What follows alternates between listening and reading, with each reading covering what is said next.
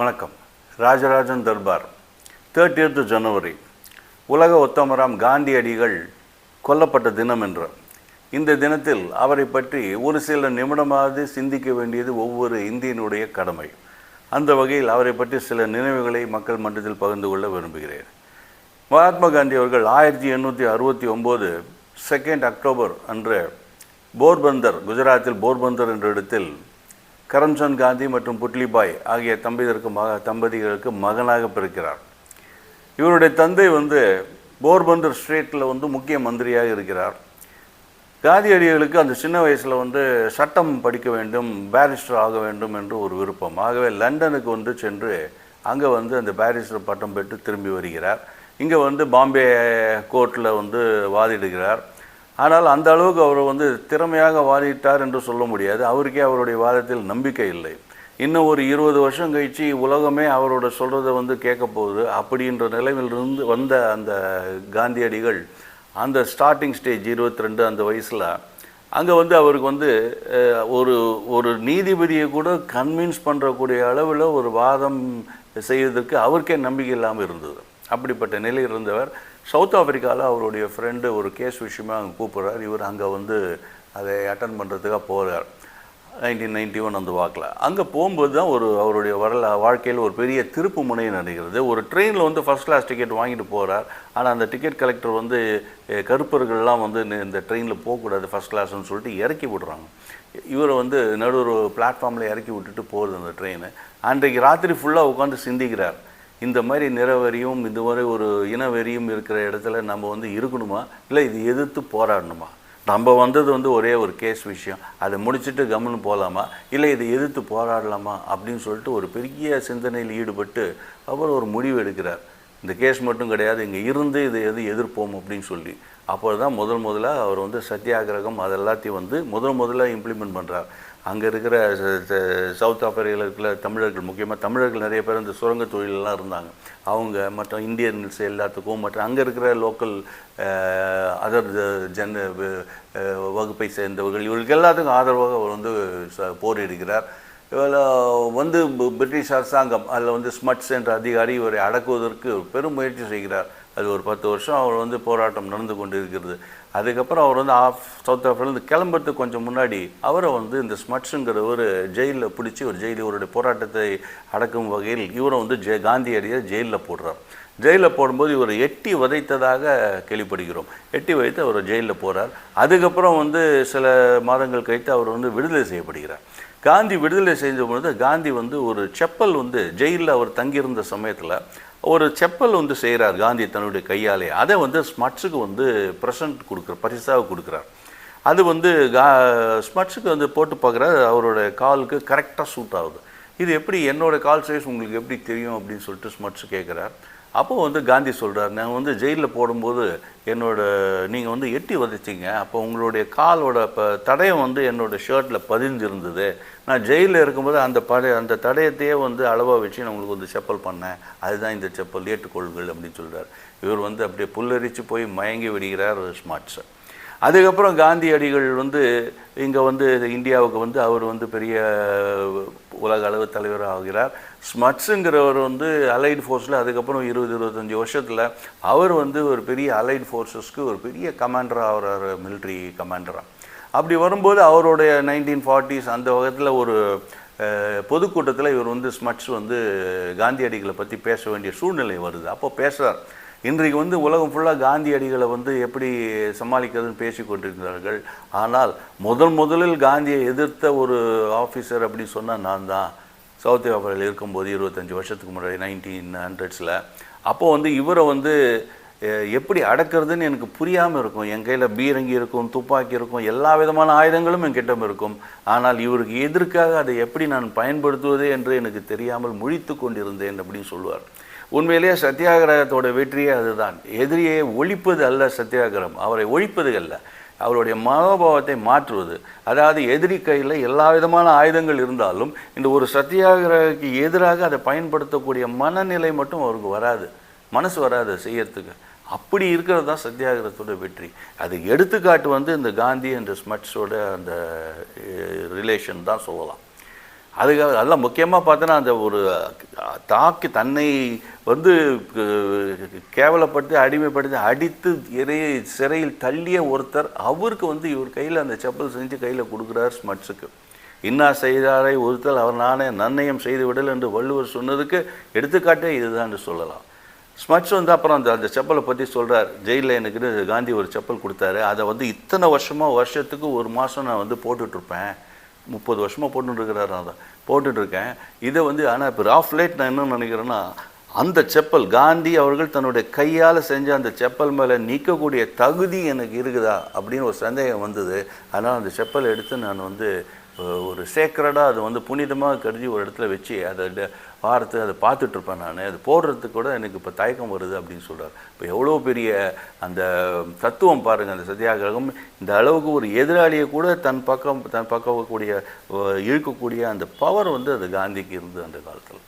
அதுக்கு இதெல்லாம் சவுத் ஆஃப்ரிக்காவில் நடந்தது. 1915 பக்கத்தில் அவர் வந்து இந்தியாவுக்கு வருகிறார். இந்தியாவில் வந்து அப்போ வந்து தீவிரவாதி மிதவாதின்னு 2 குரூப்பு காங்கிரஸில் வருது. கோபாலகிருஷ்ண கோகலே அப்புறம் வந்து திலக் 2 வாலாக பிரிக்கிறாங்க.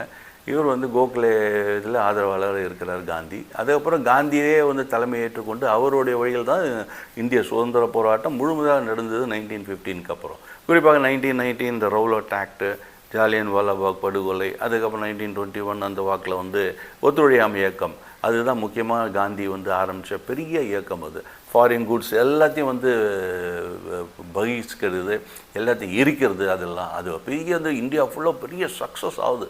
இந்தியா எங்கும் ஒரு போராட்டம், காந்தியோட அறைகோல் ஏற்று இந்தியா முழுக்க எல்லோரும் போராட்டம் செய்கிறாங்க. பிரிட்டிஷ் அரசாங்கமே அரண்டு வெடிக்கிறது. இந்த அளவுக்கு போனால் எப்படி இவங்களை கண்ட்ரோல் பண்ணுறதுன்னு தெரியாமல். அந்த சமயத்தில் சௌரி சௌரான்னு ஒரு இடத்துல ஒரு இன்சிடென்ட் நடந்தது. சில காங்கிரஸ்காரர்கள் அங்கே இருக்கிற ஒரு போலீஸ் ஸ்டேஷனை வந்து எரித்து விடுகிறார்கள். 20 போலீஸ் கான்ஸ்டபிள்ஸ் வந்து அதில் கொல்லப்படுகிறார்கள். இதை கேள்விப்பட்டவொன்னே காந்தி என்ன பண்ணுறாரு, அந்த போராட்டத்தை வாபஸ் வாங்கிடுறார். நேரு மற்ற எல்லா தலைவர்களும் அதை எதிர்க்கிறாங்க. இந்த அளவுக்கு இந்தியாவில் ஒரு எழுச்சி வந்து கொண்டு இருக்கிறது பிரிட்டிஷ்க்கு எதிர்க்காக, இதை நம்ம வந்து அணைக்கணுமா, ஒரு இன்சிடெண்ட் எங்கேயாவது நடந்தால் அதை நம்ம வந்து கண்டுக்கூடாது, அப்படியே விட்டுடணும் அப்படின்னு. ஆனால் காந்தி வந்து அதை ஏற்றுக்கொள்ளவில்லை. ஏன்னா இது வந்து சத்தியாகிரக போராட்டம், எங்கேயும் வன்முறைன்றதே இருக்கக்கூடாது.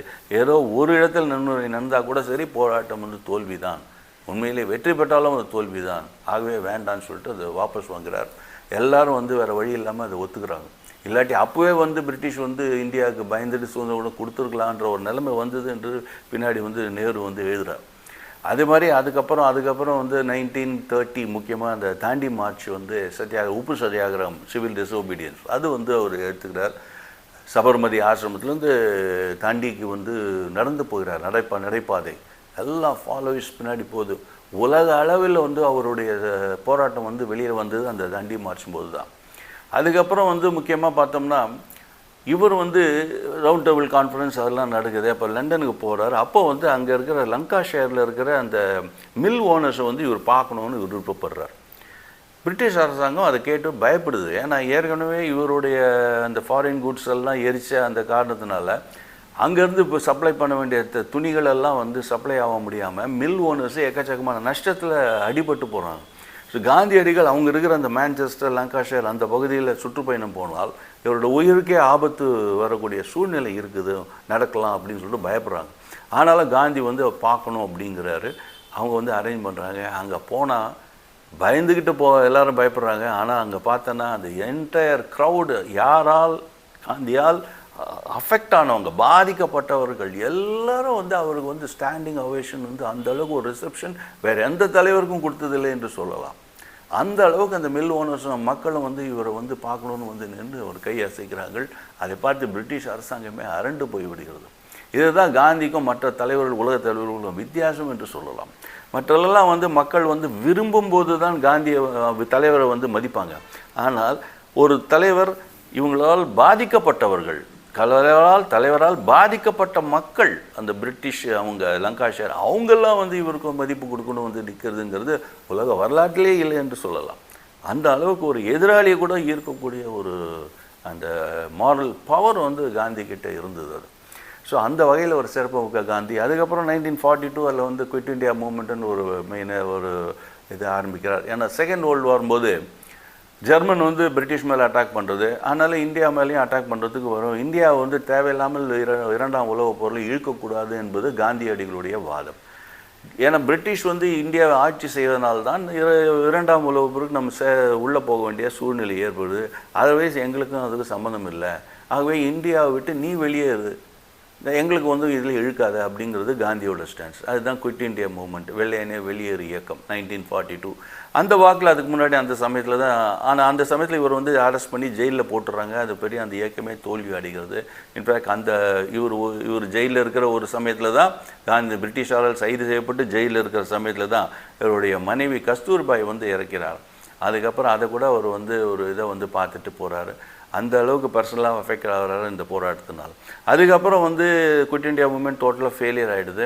அந்த சமயத்தில் வந்து ஜின்னா வந்து பிரிட்டிஷ்க்கு சப்போர்ட்டாக இருந்து பாகிஸ்தான் ஒரு தனி நாடு வேணும்னு ஒரு கோரிக்கையும் வைத்து அந்த செகண்ட் வேர்ல்டு வரும்போது பிரிட்டிஷ்க்கு ஆதரவாக இருக்கிறார். ஸோ அந்த செகண்ட் வேர்ல்டு வரும்போது முடிஞ்ச உடனே அவங்களுக்கு வந்து ஒரு பாகிஸ்தான் ஒரு ஊரை கொடுக்கறதுக்கு, தனி நாடே கொடுக்கறதுக்கு பிரிட்டிஷ் வந்து தயாராக இருந்தது. நம்ம வந்து செகண்ட் வேர்ல்டு வார் எதிர்த்ததுனால நம்மளுடைய கோரிக்கையை அவர் ஏற்றுக்கொள்ளாத நிலை ஏற்பட்டது. தேவையில்லாமல் இந்தியா பாகிஸ்தான் என்ற 2 வேற்றுமை பிரிவினை நடந்தது. காங்கிரஸ் பீப்புள் வந்து அன்றைக்கி வந்து முக்கியமான டிசிஷன் எடுக்க வேண்டும். அன்றைக்கி வந்து பார்ட்டிஷனை பற்றி ஒரு ரெசல்யூஷன் வந்து இவங்க பாஸ் பண்ணுறாங்க. அன்றைக்கி கரெக்டாக மண்டே அன்றைக்கி அந்த ரெசல்யூஷன் காங்கிரஸ் நடக்குது, எக்ஸிக்யூட்டிவ் கமிட்டி மீட்டிங். அதில் மண்டே காந்தி வந்து உண்ணாவிரதம் இருப்பார். ஸோ இவர் பேசாத நாளில் காங்கிரஸ் வந்து அந்த டிஸ்கஷனை வச்சு, அந்த பேச்சை வச்சு ஒரு ரெசல்யூஷன் பாஸ் பண்ணி காந்தியோட சம்மதம் இல்லாமலேயே இந்தியா பாகிஸ்தான் பிரிவினைக்கு வந்து காங்கிரஸ் வந்து ஏற்பாடு செய்கிறது. அது வந்து ஒரு துரதிருஷ்டமான ஒரு சம்பவம் என்று சொல்லலாம். எப்படியோ இந்தியா பாகிஸ்தான் பிரிஞ்சது. அதுக்கப்புறம் 1947 இண்டிபெண்டன்ஸ் நடந்தது. இந்தியா முழுவதும் எல்லா தலைவர்களும் வந்து அந்த சுதந்திர போராட்டத்தில் வந்து கலந்துக்கிறாங்க. ஆனால் சுதந்திர போராட்டத்தில் கலந்து கொள்ளாத ஒரே தலைவர் காந்தி. ஆனால் சுதந்திரத்துக்கு முக்கிய காரணம் காந்தி. ஆனால் அவர் வந்து கலந்து கொள்ளாத ஒரே தலைவர் அவர். அன்றைக்கு ஃபுல்லாக சபர்மதி ஆசிரமத்தில் தனியாக நின்று இருந்து கொண்டு சில அவருடைய சீடர்களுடன் ஒரு ராட்டையை சுற்றி கொண்டு உண்ணாவிரதம் இருக்கிறார். அன்றைக்கு எந்த விதமான இதில் கொண்டாட்டங்களில் அவர் வந்து கலந்து கொள்ளவில்லை. ஏன்னா அந்த பிரிவினை அவருக்கு பிடிக்கல. அப்போ அதுக்கப்புறம் வந்து பாகிஸ்தான் வந்து இந்தியா மேலே அட்டாக் பண்ணுறது. அதுக்கப்புறம் வந்து இந்தியா வந்து அவங்க காஷ்மீர் விஷயத்தில் ஒரு தகராறு.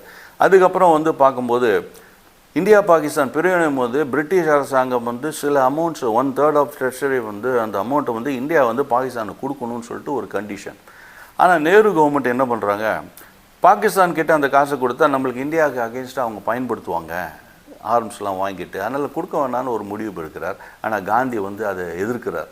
நம்மளுடைய போராட்டமே சத்தியாகிரகம் அடிப்படையில் வாய்மை தான் இதில் முக்கியம், கொடுத்த வாக்கை வந்து நம்ம மீறக்கூடாது, பிரிட்டிஷ்கிட்ட நம்ம வந்து பாகிஸ்தானுக்கு காசு கொடுக்கணும்னு சொல்லணும், அதை கொடுக்க வேண்டிய நம்மளோட கடமை அப்படின்னு சொல்லிட்டு அது கொடுக்க வைக்கிறாரு. அதை தவிர்த்து முஸ்லீம்ஸ்க்கெல்லாம் சில அகதிகளுக்கெல்லாம் செட்டில்மெண்ட் பண்ணணும்னு சொல்லிட்டு உண்ணாவிரதம் இருக்கிறார். சாகும் வரை உண்ணாவிரதம்.